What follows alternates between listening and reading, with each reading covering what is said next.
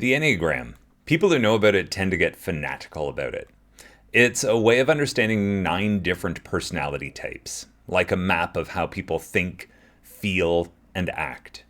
So I'm a 9, which is the peacemaker, and I have a 1 wing, like a little bit of the type 1, which is like a perfectionist.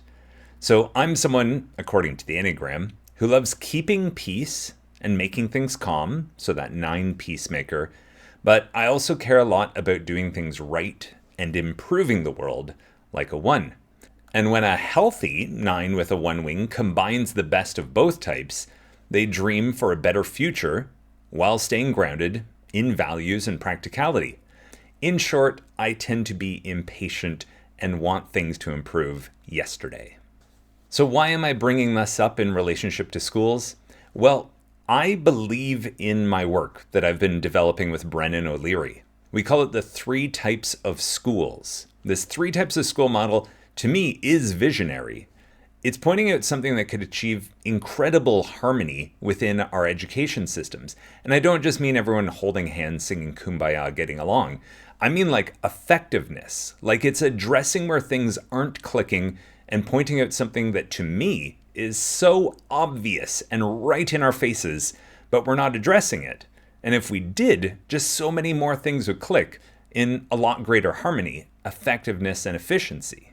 This transcends class, cultures, backgrounds, teaching models. It seems to be relevant to every educational context worldwide, from kindergarten straight through to the highest end PhD program. So what is this 3 types model all about?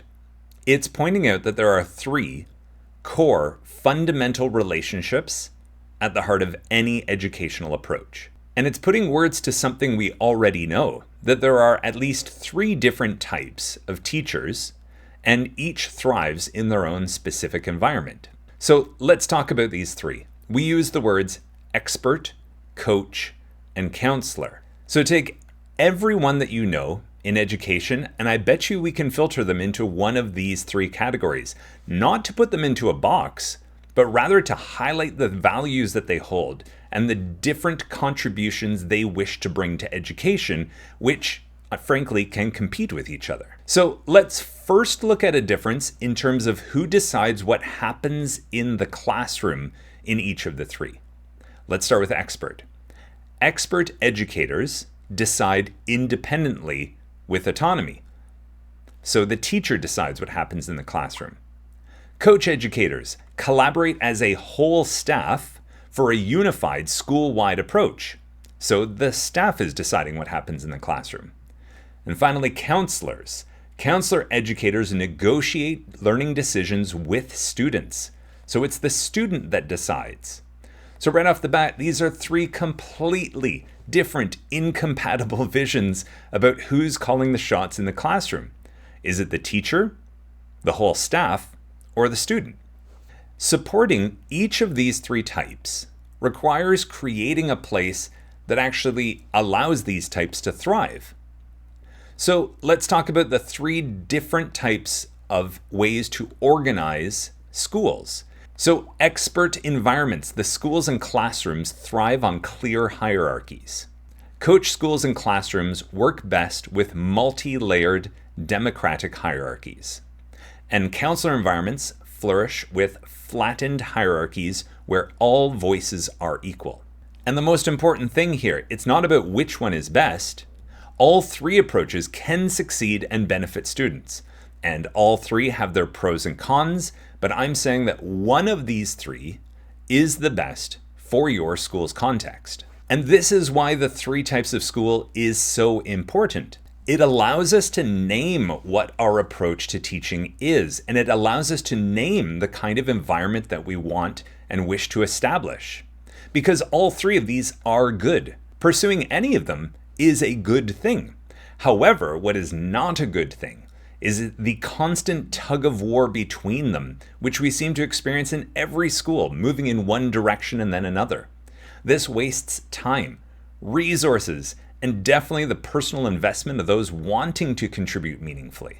So I've spent months writing a book, trying to spark conversations around this idea, because Here's the delusional dreamer part of me. I honestly think this is the first thing that every new teacher should be taught in Teachers College. It allows you to make sense of everything in education by seeing the dynamics that are already at play between the expert, coach, and counselor, not only in schools, not only in classrooms, not only between people, but at every level of what we are doing. This seems like an incredibly important missing piece of the educational puzzle. I full-heartedly believe in the power of the 3 types of school model, and it's my wish to share it with everybody in education who's interested in hearing about it and helping them apply it to bring about more effective harmony in schools. Now, I'm likely a dreamer in terms of how widely adopted this concept of the 3 types of school will be, and I'm okay with that. But I want to keep having conversations and keep pointing out this pattern that just sits right in front of us and is pulling the strings on everything that's happening in our schools. Recently, I saw a quote talking about AI in schools, and it said to teachers and principals, "You will not be replaced by AI, but you will be replaced by someone using AI." I might be dreaming, I might be delusional, but I see using the 3 types as the starting point to understand everything in school that is important to us.